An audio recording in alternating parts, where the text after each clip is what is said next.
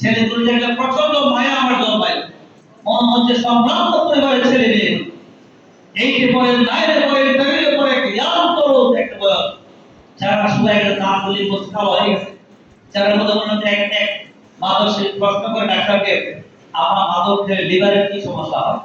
আমি বললাম বন্ধুরা, লিভার তো পরে বাহ্যিক তো নষ্ট হয়ে গেছে, কি বলেন, ফুট গুলি কালো হয়ে গেছে, দম গুলি কাটা হয়ে গেছে, আর দাঁত গুলি কালো হয়ে গেছে, অনেকগুলো পরে গেছে, ইয়াম করেছে বাচ্চাগুলি। এই বর্তমান যুব সমাজে ধ্বংস হচ্ছে যে মাদকের সয়লা। আমরা বলছি সমাজের নেতারা মাদক খায়, কথা বলবো না, কিন্তু সমাজের নেতারা মাদকের ব্যবসায়ীদেরকে আশ্রয় প্রশ্রয় দেয়। যারা মাদক ব্যবসা করে তাদের আশ্রয় প্রশ্রয়, যদি না পারি ওদের ব্যাপারে আশ্রয় প্রশ্রয় দেয়। নেতা যখন অসৎ হবে আশ্রয় প্রশ্রয় দেবে, নেতা যদি সৎ হয় আশ্রয় প্রশ্রয় দেওয়ার সুযোগ থাকে না।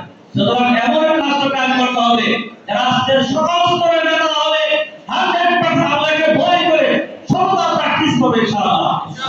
আর যারা সততা প্র্যাকটিস করবে, সততা বুঝে হবে, এদের দিয়ে সমাজ বিনষ্ট হতে পারে না।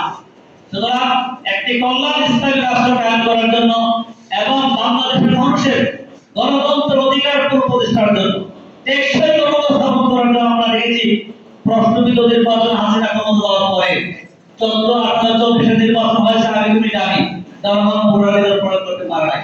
আমরা বলছি জামাত ইসলামী ক্ষমতায় গেলে এমন এক পদ্ধতিতে সমাজ সাথে উৎসব করা হয়েছে, বিয়ার পদ্ধতি, এর মাধ্যমে নির্বাচন ব্যবস্থা এমন টেকসই করা হবে জনগণ তার প্রাপ্য অধিকার ফিরিয়ে আনার জন্য তার পছন্দের নেতা নির্বাচন করতে পারবে ইনশাআল্লাহ।